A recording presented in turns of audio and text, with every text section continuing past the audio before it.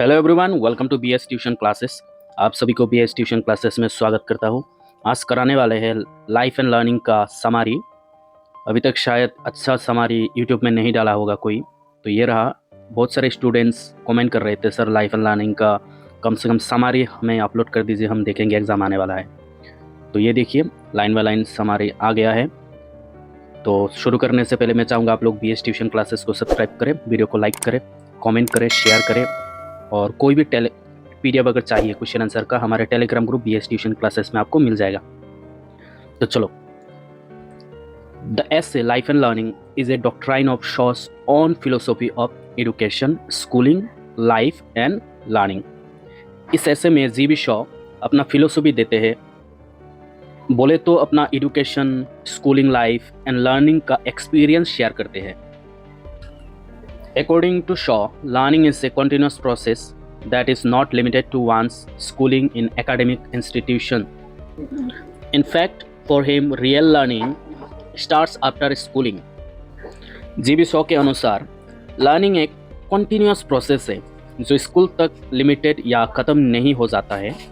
उनके हिसाब से असली एजुकेशन और लाइफ तो स्कूल के बाद शुरू होता है। In this regard, the learning disseminated at schools for Shaw is a limited effort, for it takes a mechanical attitude to learning the printed pages. Shaw के हिसाब से स्कूल में जो पढ़ाया जाता है वो लिमिटेड होता है, जहाँ पर सिर्फ प्रिंटेड पेजेस को ही पढ़ाया जाता है, एक मशीन की तरह। किताब में जो लिखा रहता है उसको ही पढ़ा के समझा जाता है। जैसे अभी मैं पढ़ा रहा हूँ आपको, किताब में जो लिखा है उसी को पढ़ा रहा हूँ आपको।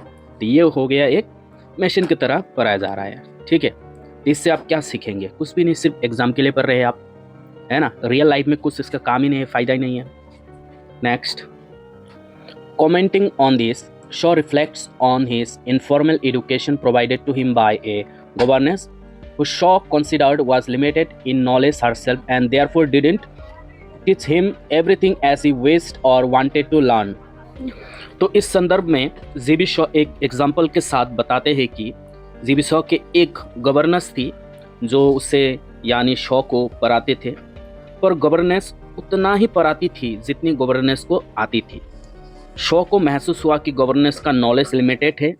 शॉ को जितना नॉलेज चाहिए, मतलब जितना नॉलेज चाहिए था उतना नहीं मिला गवर्नर से। In this regard, Shaw also questioned the schooling system, for he believed that learning things during one's younger days have a more lasting impact in one's memory.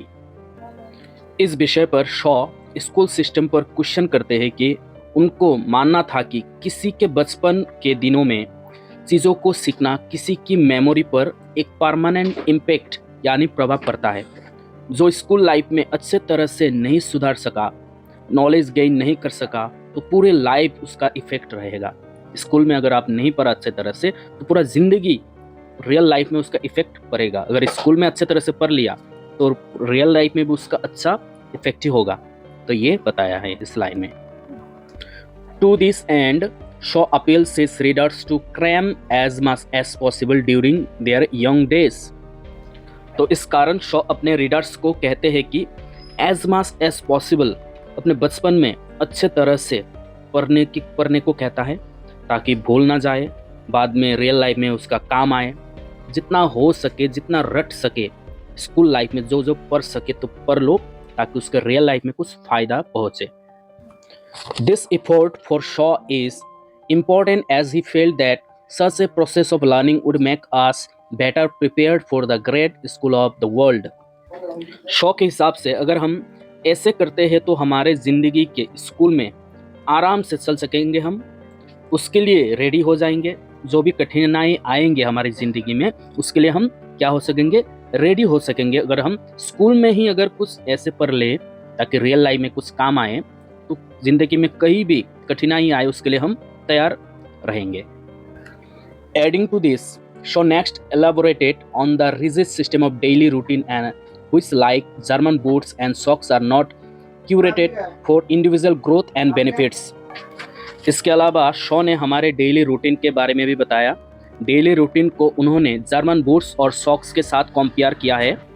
जो सभी लोगों के लिए कंफर्टेबल नहीं है। उसी प्रकार रूटीन तो बनाते हैं लोगों की ज़िंदगी के अच्छे के लिए, ताकि लोगों की ज़िंदगी में फिट हो जाए, पर in reality it doesn't fit anyone. आप रूटीन देख सकते हैं, कोई भी क्षेत्र में, कोई भी इंस्टीट्यूट में आप काम कर रहे रूटीन बनाते हैं ताकि लोगों की ज़िंदगी मैनेज हो सके, लेकिन रियल लाइफ में किसी को भी रूटीन पसंद नहीं होता है। रूटीन किसी को भी पसंद नहीं होता है, आपको पता है, फिर भी लोग मैनेज करते हैं रूटीन को, अपने लाइफ में फिट करने के लिए अमल करते हैं। ठीक है, in fact they don't fit any human being properly, instead we have to manage to fit them somehow. ये ऑलरेडी एक्सप्लेन हो चुका है। Commenting on this issue further, Shaw claims that there are several kinds of routines that we need to follow in our real life, but can master none of them. तो इस विषय पर Shaw comment करते हैं कि हमारे लाइफ में बहुत सारा रूटीन होते हैं जिन्हें हमें फॉलो करना पड़ता है, लेकिन कोई भी रूटीन को फॉलो करने में मास्टर नहीं हो पाता है। ऐसा कोई है जो रूटीन को फॉलो करने में मास्टर हो जाता है? सभी लोग क्या हो जाते हैं? फेल हो जाते हैं, बोर सा फील करते हैं, पर मेहनत करते हैं, अपनी ज़िंदगी में अमल करते हैं। जितना ही कठिनाई हो रूटीन को फॉलो करना, लेकिन फॉलो करते हैं, मेहनत करते हैं। ये बताया है जीबी शॉ ने। To this end Shaw emphasise on the necessity of being a crammer, who is basically a person whose whole life is devoted to doing something you have no time to do it yourself. इस विषय पर शॉ जोर देकर बोलते हैं कि हमें Cramer बन जाना चाहिए। क्रैमर यानी रट्टू, रटना आ जाना चाहिए। रटते हैं ना लोग, मेमोराइज कर लेते हैं। शॉ एक ऐसे इंसान के बारे में बताना चाहता है कि एक इंसान जिनको एक ही काम करते करते पूरा करियर या लाइफ खत्म हो गया हो, मतलब एक ही काम को बार बार करते करते पूरा जिंदगी के एंड आ गया हो, और वही चीज़ करने के लिए हमारे पास टाइम तक नहीं है। वही सेम चीज़ अगर हम करना चाहें तो हमारे पास क्या कहते हैं हम? टाइम नहीं है। ठीक है, ये बताया है यहाँ पर। To illustrate this point further, Shaw considered the role of a crammer as a crucial in studying all examination papers and finding out that what questions are actually asked and what answers the examiners officially recognize as correct. इस point को अच्छे से explain करने के लिए एक Cramer का habit बताता है। क्रैमर यानी जो रटता है, ऑलरेडी बताया आपको, जो मेमोराइज करता है, बाय हार्ट याद कर लेते हैं, बहुत पढ़ते हैं जो, ठीक है, उसे हम क्रैमर कहते हैं। क्रैमर के बारे में बताते हैं कि वो पढ़ाई में इतना चालू होता है कि वो ओल्ड एग्जामिनेशन पेपर है ना, ओल्ड एग्जामिनेशन पेपर निकालते हैं, प्रीवियस ईयर क्वेश्चन को अच्छे तरह से रिवाइज करते हैं, और कौन सा आंसर ऑफिशियली करेक्ट है, कौन सा आंसर करेक्ट है, वो निकालते हैं। ठीक है, उसे क्रैमर कहते हैं। ठीक, एक इंसान अपने कामों में कैसे परफेक्ट हो सकता है, उसका एग्जाम्पल क्रैमर से मिलता है हमें। ठीक, adding on this idea, Shaw further considered that the pattern of examination in his contemporary period was simply to pass the exam. मतलब इस विचार को जोड़ते हुए जीबी शॉ कहा कि उनके समय में तो एग्जाम को सिर्फ पास करना ही इम्पोर्टेंट था। लोगों को सिर्फ क्या था कि सिर्फ एग्जाम पास करना है, इंफॉर्मेशन फैक्ट जो क्लास में दिया है उसको रट्टा मारो और पास करो, बस इतना ही इम्पोर्टेंस रह गया था।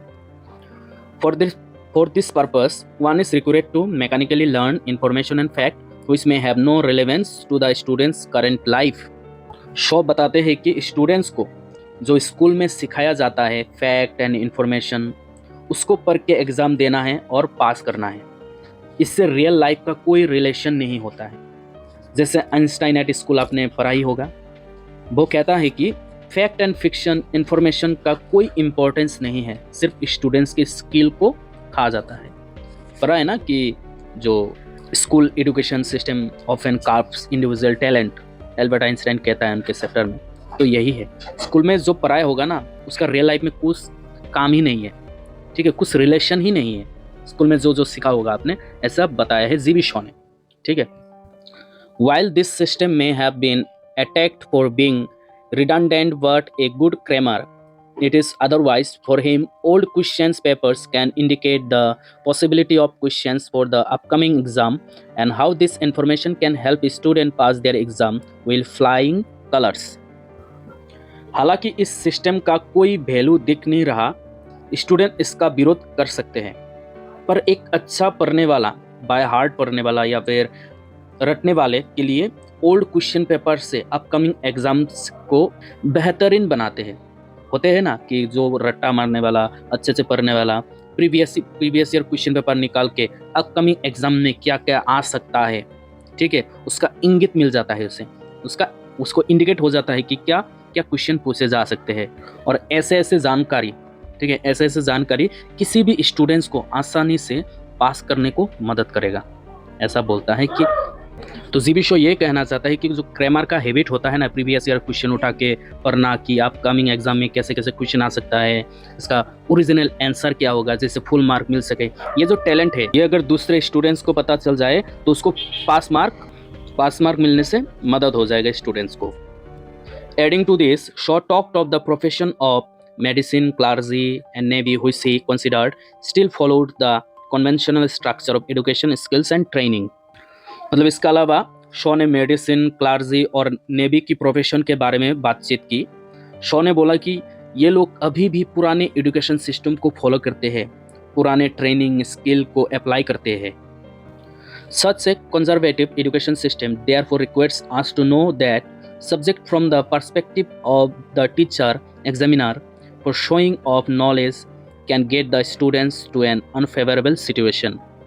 तो इसलिए ऐसे पुराने ख्यालात वाले एजुकेशन सिस्टम के लिए हमें टीचर्स और एग्जामिनर्स के नज़र से उस विषय को जानने की ज़रूरत होती है, और ज्ञान की दिखावा करने से स्टूडेंट्स को ज़िंदगी हानिकारक भी हो सकता है, स्टूडेंट्स के करियर पर असर पड़ सकता है। अगर ज़्यादा नॉलेज दिखावा करते हैं ना, शो ऑफ करते हैं अपने नॉलेज का, अगर टीचर्स अगर ऐसे करेंगे तो स्टूडेंट्स के करियर बर्बाद हो सकते हैं।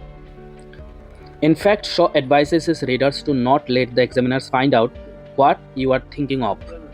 जीबी शॉ अपने रीडर्स को एडवाइस देते हैं कि टीचर्स को ये पता ना लगने दे कि आप क्या सोच रहे हैं। While highlighting the defect of the education and schooling system, Shaw stated that his schoolmasters were utterly and barbarously ignorant of my subject that interested him। Education और स्कूलिंग सिस्टम का डिफेक्ट बताते हुए शॉ कहता है कि उनके टीचर्स ने शॉ पर ध्यान ही नहीं दिया कि किन किन सब्जेक्ट में जीबी शॉ का इंटरेस्ट है। टीचर्स को पता ही नहीं था स्टूडेंट्स को किस में ज़्यादा इंटरेस्ट है, किस में ज़्यादा रुचि है। That's why Albert Einstein in his essay Albert Einstein at school said, school education system often caps individual talent. आपने सुना होगा, और यह बात बिल्कुल 100% सच लगता है हमें, ठीक है। To this end Shaw considered his school days as a form of penal servitude and therefore couldn't enjoy reading school books as against the several masterpieces of English poets, playwrights, historians and scientific pioneers that he enjoyed। GB Shaw कहते हैं कि बस इस सब वजह से मैंने अपना पसंदीदा बुक्स पढ़ नहीं पाया, जैसे English poets, playwrights, historians and scientific pioneers के बारे में अच्छे से जान नहीं पाया, अच्छे से इन लोगों के बारे में पढ़ नहीं पाया मेरे इन टीचर्स के कारण, ये बोला। This highlights the innate artistic temperament of Shaw who concludes by saying that school achievement should not be taken seriously to evaluate the real potentials of a person. इस स्टोरी के एंड में Shaw कहते हैं कि school की education को इतना serious नहीं लेना चाहिए कि आप उसे रियल लाइफ में अप्लाई कर दो, क्योंकि रियल लाइफ और स्कूल की पढ़ाई टोटली आसमान और पाताल जैसा डिफरेंट होता है। स्कूल में आप जो पढ़े हो उसको आप रियल लाइफ में अगर अप्लाई कर दे तो खराब हो जाएगा, ठीक है, कुछ तालमेल नहीं बनेगा, क्योंकि स्कूल का पढ़ाई जो होता है वो नॉर्मल सिंपल सा पढ़ाई होता है, और उसको आप अगर रियल लाइफ में अगर अप्लाई कर दोगे तो कैसे चल पाएगा, ऐसा बोला जीबी शॉ ने। और एक लाइन में तो शॉ ने ऐसा भी कहा है कि जैसे I have not grown up yet, मैं अभी तक बड़ा नहीं हुआ हूँ। पता है ऐसा क्यों बोला होगा उसने? क्योंकि जीबी शॉ को अभी भी ऐसा लगता है कि उनको नॉलेज लेना अभी भी ज़रूरत है, उनके ज़िंदगी में अभी तक फुल नॉलेज, कंप्लीट नॉलेज उसको नहीं मिला है, उनको और नॉलेज का जानकारी लेना ज़रूरी है, उनको और नॉलेज चाहिए। इस वजह से खुद को कहा कि मैं अभी भी ग्रोन अप नहीं हुआ हूँ, मैं बड़ा नहीं हुआ हूँ, क्योंकि मुझे और भी ज़्यादा नॉलेज लेना है। तो ये रहा छोटा सा समरी। अगर आपको अच्छा लगा तो वीडियो को लाइक करें, चैनल को सब्सक्राइब करें, BS ट्यूशन क्लासेस को, और टेलीग्राम ग्रुप में जाके बहुत सारा PDF है, वहाँ पर जाके ले लें, प्लेलिस्ट में जाइए। All the best.